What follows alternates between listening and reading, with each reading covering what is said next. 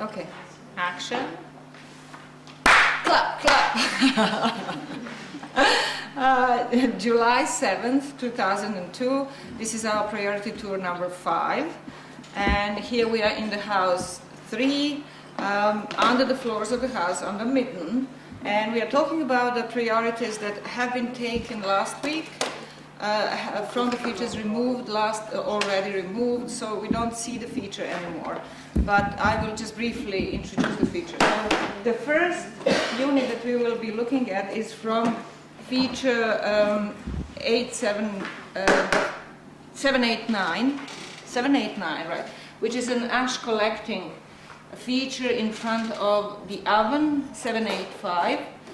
And so we have removed that entire feature, and what we found is a very interesting situation. It was a fireplace or a hearth that was fairly well preserved, that was completely removed from its original place and deposited as the base of this feature, ash collecting feature. So what was inside were remains of burning and ash and charcoal and scorched soil and so forth. And so this is the sample that you looked at. So what did you see in it? Well, about animal bones, almost nothing really. Really? Almost no bones at all.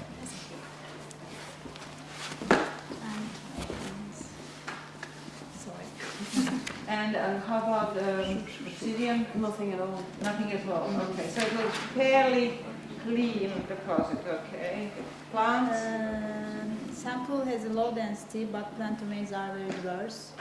There, mostly wood. There is many wheat grains whole in good conditions, and also in 1 millimeter size there is lots of cereal fragments. There is no chaff, even one pieces. This is interesting because we usually found at least one piece of chaff with the cereals, but there is no chaff there. And there's many almond shells, big pieces, but lots of almond shells, and 2 pieces of probably almond nuts.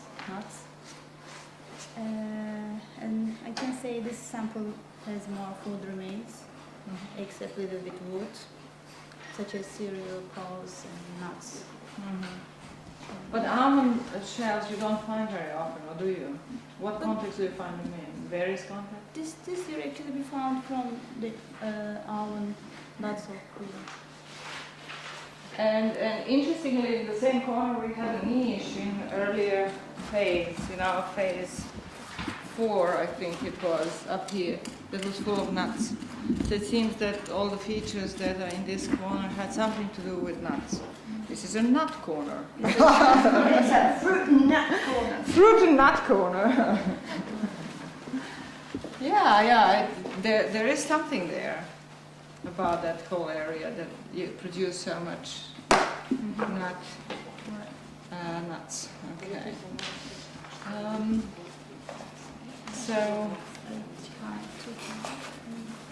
what of our next priority was this fireplace here, right? Which is our oven 778. Early phase of the oven, which was built directly on the midden, and we can see that the midden is also scorched from it, so that's the earliest oven in the house. As also, there is another early oven, built at the same phase oven in the southwest corner. So the first floor of the oven 778. 8501. Okay.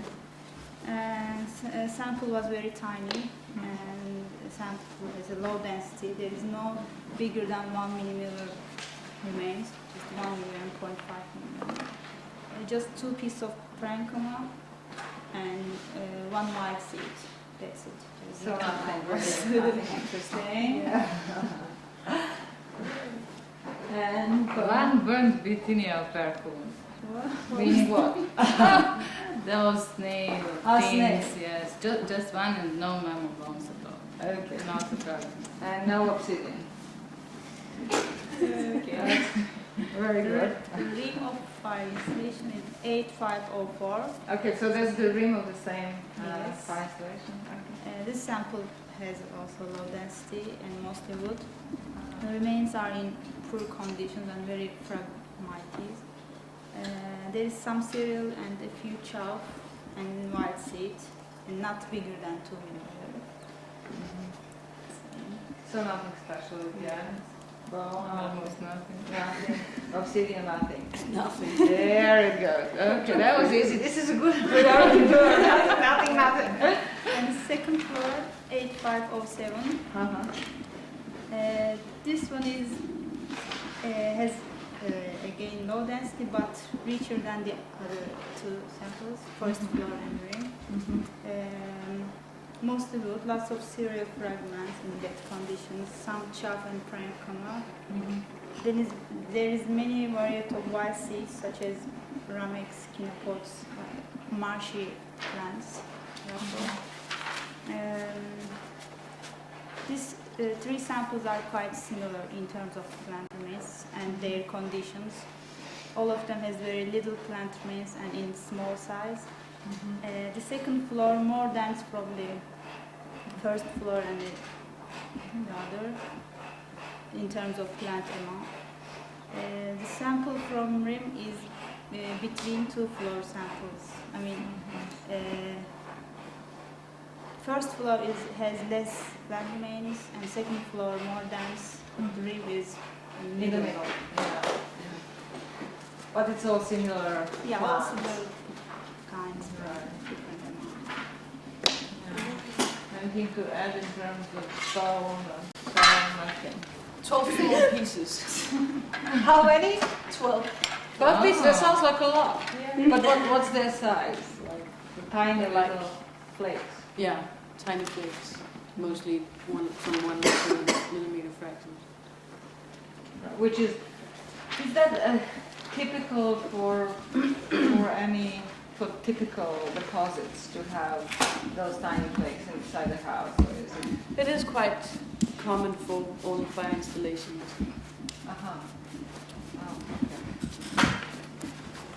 okay. Okay. Did we have any other units from around the oven? No. Okay. So, what we will make, we are still in this space, we will make another priority and we will see how to go about it in terms of whether we want to record it up here when the time comes or do it down in the lab. But we would like you to look at the fire installation, this one here.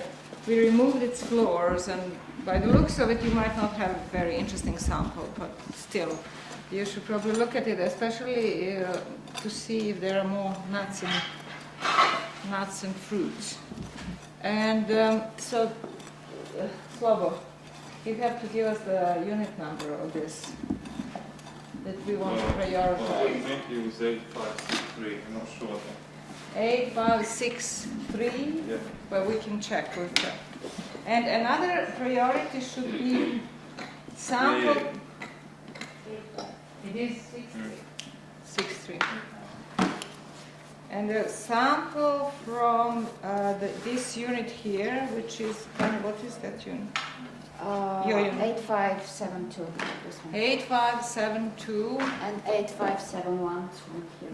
No, we don't want that. We just want 8572, sample number 3.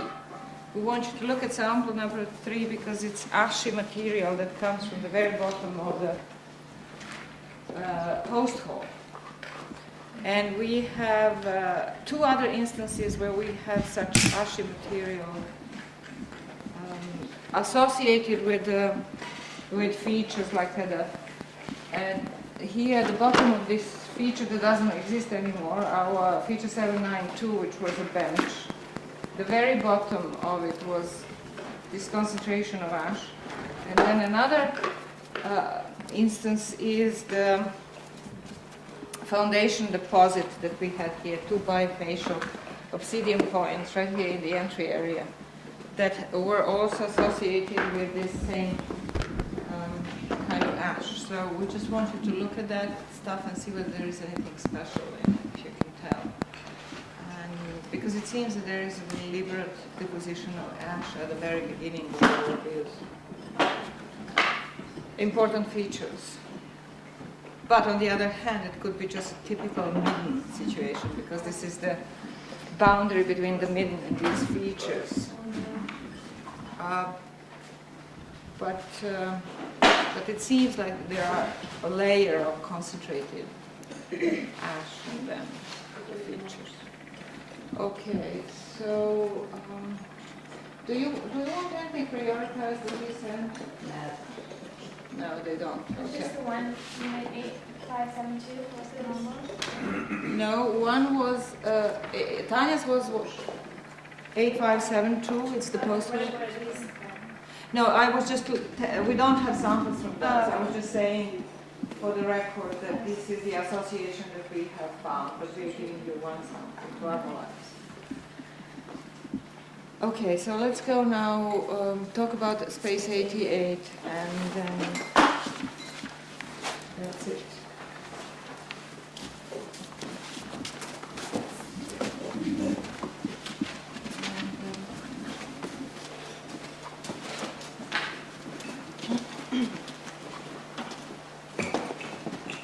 So, space 88. Last week on Wednesday, here on this surface, which is a flow-like surface that was immediately under the platform in this space, and that's feature number 165, was, what was it there in terms of bones? That feature is, that is northern part of space 88. Right. So Well, that is a small unit.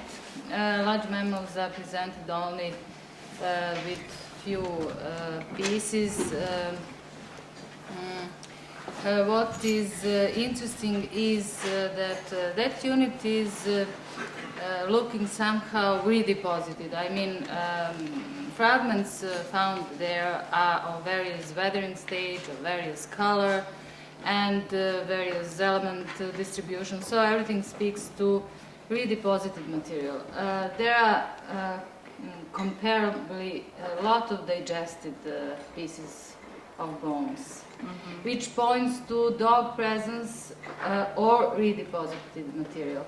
Why I think it is rather interesting is that below that unit and above that unit we have a totally different situation. In fact, we have something like rather well-defined activity area, and above that we have that unit. We shall speak about it with the bones deposited there in purpose, in situ, and so on. yeah, I was. So how comes that this unit shows something like redeposition, dog presence, or something like that? That is the question maybe for excavators.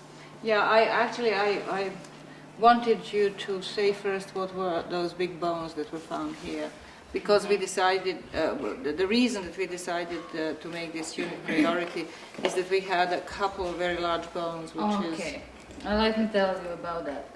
There were pig and sheep remains, and pig remains are presented by a lower jaw of a female.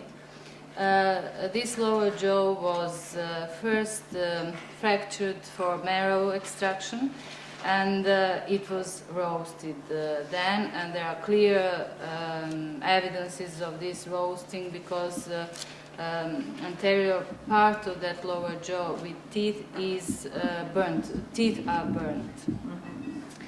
That is about pig, and then sheep remains are coming.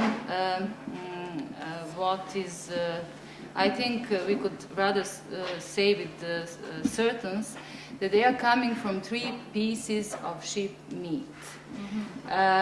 Because there are vertebrae, and there are 3 neck vertebrae, and they are in line, but they are not in an anatomical line. First one is separated, and that is the first neck vertebra, and then there are 2 related neck vertebrae, but there is a gap between them. And neck vertebrae show coloration, reddish, pale reddish coloration, which is not certain proof of fire influence, but possible. And then atop of, on those bones, there were 2 back vertebrae, and they were found together with 2 left and 2 right ribs. And the second one of those 2 is burnt. But the possibility is quite clear that this was part of a parcel of meat, because these ribs were connected to those vertebrae, and they wouldn't be if the meat was eaten. But this was just the last part that you're talking about, the last Yes, vertebra with yes, the ribs. yes. But the fact that there are 3 different parts to it that But were... probably they were, all of 3 were roasted, cooked or roasted, because we have coloration on the first one too, and probably on the second, and on this third it is certain. And we have that articulation speaking that it was not thrown in. eaten and something like that, but that we have meat pieces.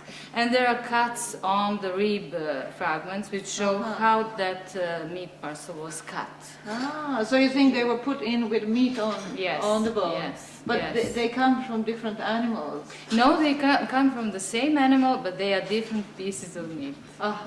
But they are, but the fact that they are not in an anatomical position means that First neck vertebra is separate, then the other second meat piece is out of 2 neck vertebrae connected, and the third one is made out of 2 back vertebrae. so they are all deliberately placed. It's not accidental. We should suppose that. Yeah. So they're deliberately Wow. placed, and then. Then there is another thing which comes from another unit, I think from this part, southern part of the space. And there is... Excuse me. Let's just finish this so that we have it all together. Disconnect. In relation to these bones that Vesna was just talking about, we had a sort of a necklace or a group of marine shells that were truncated and formed in a bead-like shell pieces that were most likely parts of a necklace, and we had 37 of those. And in the same group we had 1 stone bead, which was a fairly large size stone bead. It was about 1 centimeter long and almost 1 centimeter wide, unusual shape, and it was a reddish pinkish stone, possibly carnelian, right, Ruth? She doesn't listen? Yes. So that's a very interesting group, and obviously, and the shells were on top of this meat in one group, on top of the bones, and it looks as though it was put like a necklace around it, and then, yeah, okay. And something else which is maybe interesting for general discussion, not only for that spot, is that in that space, in addition to that female pig lower jaw, phalanx is found, which is coming from fetal or neonate animal. And in that space there, 89, we also had 1 roasted female pig lower jaw, and we also had 1 fetal or neonate pig phalanx, and there was again 1 first neck vertebra of very young pig. So there is a possibility that people hunted pregnant pig females, and that is an interesting option. and rather rare, it points to somewhat peculiar strategy because when people are hunting wild animals, they can have a strategy and then they avoid to hunt pregnant females. But it's also easier to hunt a pregnant female because it's slower in movement and...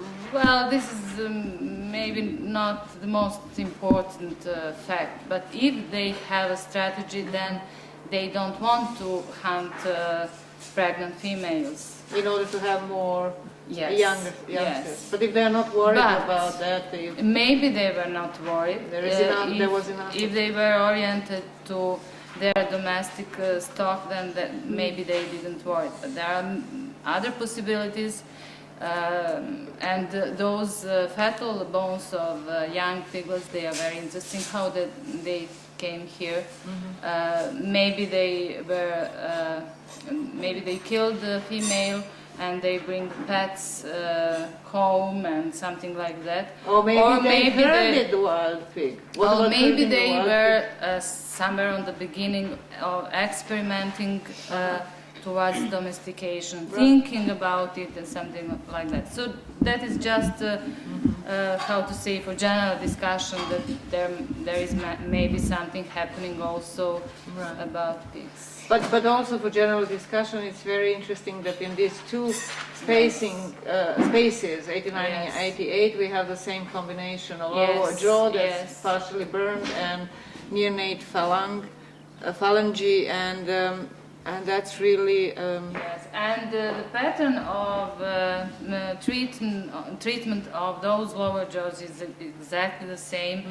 They were broken in their posterior part for marrow extraction, and anterior part is shows roasting traces. So they are exactly the same. we just have to make sure that that is not the case with every other wild pig Or jaw. that it is. Or that it is. If it is the case with each Yes, one, then there's yes. nothing special about it. Except that we know more about how they were consuming these animals, but in terms of deliberate deposition, it doesn't tell us anything. Okay, did you have any interesting plant remains from this hole? We didn't know it was chlorine. Oh, you didn't know? Oh, yes, that is yes, I'm sorry. Yes, that's right. This was, We can look at it later if you'd like. yeah. What's Yes, that's the unit behind. number? 8505, 8506, and 8518. We know You about this. you know about that. Yeah, just say 505. But how about the southern part? It was- Well, fallen young pig, fetal pig fallen was from there. Okay. So we basically covered all the priorities that we had, right? For We today. did talk about the plant remains. A plant remains if And this. 8518 and 8506. See, 8506 was... Oh, that was from space 89. No, this was No. 8506.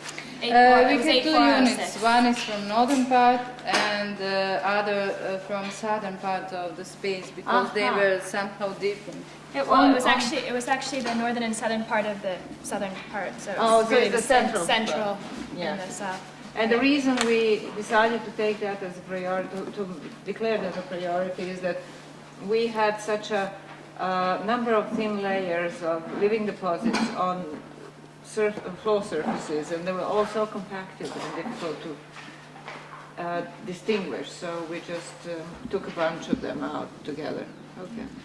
They weren't very exciting to kind of they're pretty much identical, and they both have a moderate density with wood and low density without, so the majority of the sample is wood in both of them, and they both have some cereal and some chaff in poor conditions, as well as a little bit of wild seeds, the more common variety, Scirpus, Chenopodium, Carex, and a little bit of parenchyma from tubers, probably. And a little bit of herbaceous material, and that's about it. The only thing that was stood out was in 8506, which was the more central part. It had a little bit of quite a bit of almond shell again. Yeah. That's that. That's quite it. And then did you say you also looked at the southern?